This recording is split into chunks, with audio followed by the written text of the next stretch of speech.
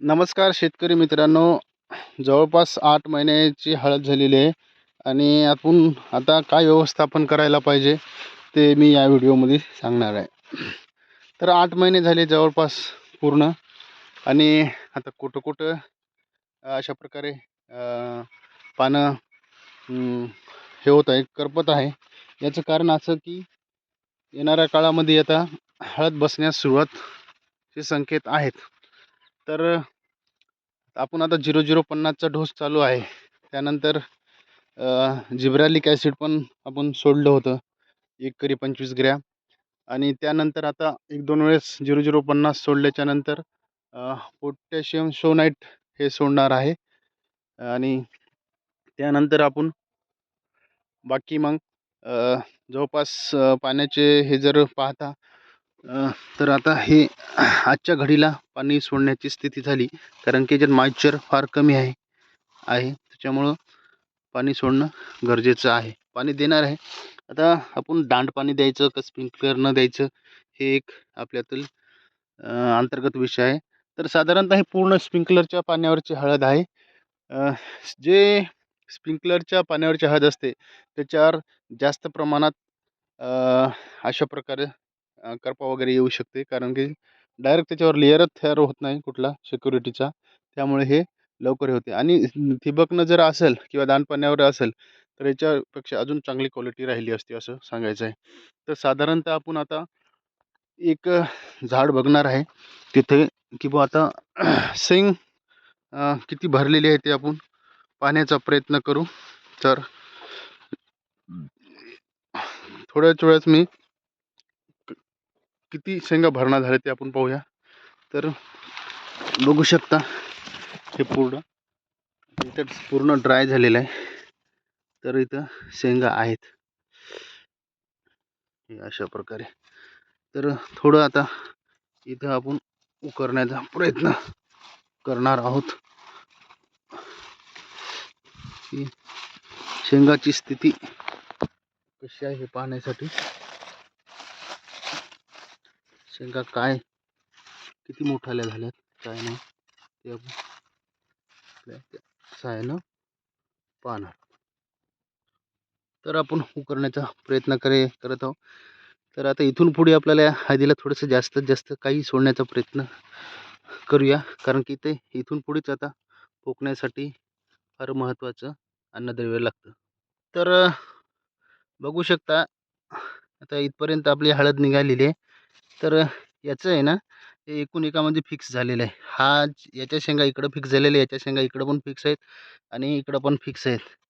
तर बघू शकता याला किती शेंगा आहेत. 1 2 3 4 5 6 7 8 8 9 10 10 याला अशा दिसत्या शेंगा आहे. 10-11 म्हणावं लागेल. तर अशा प्रकारे जे केळीचा फन्ना असतं ना, तशा प्रकारे याची जे हे आहे स्ट्रक्चर रचना आहे. कारण की आणि हे जवळ आहे. जवळ असल्यामुळं उत्पन्नात वाढ होते. आता काही शेतकरी सांगतात की जवळ घेऊ नये, तर हे होते. हे बघू शकता हे अशा प्रकारे याचं रचना आहे. आता ह्याला जमिनीच्या बाहेर काढणं शक्य नाही, कारण की आपलं नुकसान होऊ शकते. तर हे अशा प्रकारे याची रचना आहे. एक केळीचा फन्ना असतो ना, त्या प्रकारे ची रचना आहे आणि अशा प्रकारे याची स्थिती आहे.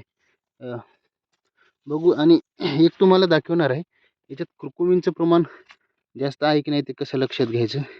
ते एक शेंग कापतो आता तुमच्या देखत. आणि मित्रांनो, हे एवढं लाईव्ह बनवत आहेत तर नक्कीच हा व्हिडिओला तुम्ही लाईक करा, शेअर करा, सबस्क्राईब करा. इथे थोडंसं माती आड झाल्यामुळं आपलं हे बाकीच्या गोष्टी लक्षात येत नाहीत. तर बघू शकता हे जे आहे ना, ऊन कापलं होतं, तुम्हाला दिसेल किंवा नाही दिसणार. हे बघू शकता जे गोल आवरण दिसत आहे याच्यात. तर माझे हात मडालेले असल्यामुळं तेवढं काही दाखवता येत नाही, तरी मी तुम्हाला दाखवण्याचा प्रयत्न करतो.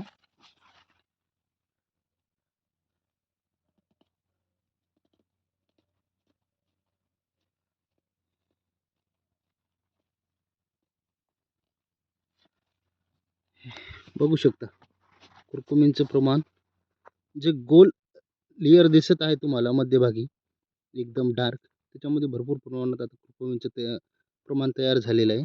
आणि फारशी काय हळदीची हाईट नाही आहे. हे आता बघू शकता, ही कत्ती इथपर्यंत येते. साधारणतः 2 फुटाची कत्ती, 2 फूट हे आणि साधारणतः हे आणि इथपर्यंत जवळपास असं बघू शकता. एक 3.5-4 फुटाची हळद आहे, तर त्याला अशा प्रकारच्या शेंगा आहेत. हे चांगलं नियोजन आपण केलेलं आहे. वेळोवेळी याला पाणी वगैरे, तरी यावर्षी भरपूर प्रमाणात पाऊस झाल्यामुळे आपल्याला ह्याचं नुकसान झालेलं पाहायला मिळत आहे. तर व्हिडिओ बनवायचं शेतकऱ्यांना जास्तीत जास्त माहिती झाली पाहिजे. बघू शकता हे जे आपण पहिलं बेणं टाकलं होतं ते आहे. तर याच्यात कुरकुमींचं प्रमाण बघा, एकदम सेंद्रिय आहे. या प्रकारे असं डार्क जर राहिले तर आपल्याला भाव जास्त मिळतो. आणि व्यापारी लोक अडकिता घेऊन हे फोडण्याचा प्रयत्न करतात, आणि याच्यात किती प्रमाण आहे, हे जर फिक्कट जर असेल तर याला आपल्याला भाव लागत नाही, आणि जास्त प्रमाणात जर हे असेल तर याला भाव लागतो. बघतो आपण टाकलेली शिंग होती ते आहे हे. हे बघा, जास्त प्रमाणात त्याच्यात कुरकुमींचं प्रमाण असते, त्याच्यामुळे आपल्याला चांगला फायदा होऊ शकतो. व्हिडिओ बनवण्यासाठी मेहनत लागते मित्रांनो. तर नक्कीच आपण व्हिडिओ जर पाहत असाल ना, तर आपल्या संस्कृतीमध्ये असं आहे की आपल्याला कोण काही माहिती सांगितली तर आपण त्याला सहकार्य करतो. तर तुम्ही आपल्या व्हिडिओला नक्की लाईक करा, शेअर करा, वाटल्यास चांगले ग्रुप असतील तर त्या ग्रुपवर टाका. आणि डिस्क्रिप्शन बॉक्समध्ये मी तुम्हाला हळदीविषयीची एक लिंक देतो, त्या ग्रुपला तुम्ही जॉईन करू शकता. जास्तीत जास्त लोक त्याला जॉईन करा, आणि आपण नवीन माहिती तुम्हाला सांगण्याचा प्रयत्न करत आहोत, तर ते तुम्ही आत्मसात करू शकता. आज दिनांक 1 तारीख आहे. नवीन वर्षाच्या सर्वांना हार्दिक शुभेच्छा. हळदीचे रेट चांगले वाढण्याचे संकेत आहेत असं आपल्याला दिसून येतं. तर आपल्याकडे काही हळद असेल तर आपण विक्री बी करू शकतो, आणि हे पण करू शकतो. तर दुसरं एखादं बघू शकतो आपण, एखादं ब्रँच आहे का, आपण ते काढण्याचा प्रयत्न करणार आहोत. तर दुसरं एक हे बघणार आहोत. काही दिवसापूर्वी मी इथून व्हिडिओ केला होता, तर बघू शकता याची स्थिती अशी झालेली आहे. हे बघा, याला जिब्रालिक ॲसिड दिलं होतं.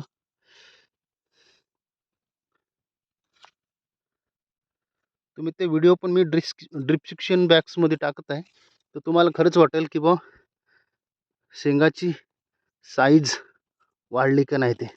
इकडल्या तर आता अन्न घेणाऱ्या, अपटेक करणाऱ्या मुळ्या खराब झालेल्या आहेत. तर हे बघा, पूर्णतः शेतकऱ्याला माहिती मिळावं याच्यासाठीच हा व्हिडिओ असतो, आणि आपण कुठल्या कंपनीची जाहिरात वगैरे काही करत नाही, कुठलं काही हे करत नाही. तर आता साधारणतः 50 ते 60 दिवसानंतर हे